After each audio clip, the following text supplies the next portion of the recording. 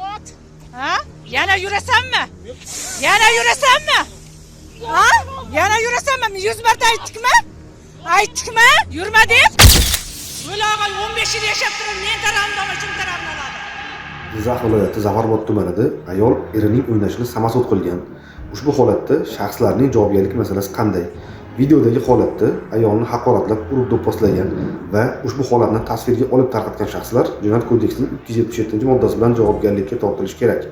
Chunki qilmishni Jinoyat kodeksi 277-modda 1-qismi bilan malakalash uchun bezorilik zamirida shaxsning badaniga yengil darajada shikast yetkazilganligi kifoya. Bunda shaxsning badaniga yetkazilgan tan jarohati uning sog'lig'ini buzilishiga olib kelmaganligi ahamiyati yo'q.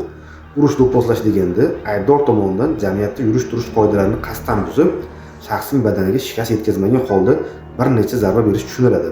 Demak, ushbu holatda bezorilar javobgarlikka tortilishi va bu haqda jamoatchilikka ma'lum qilinishi kerak.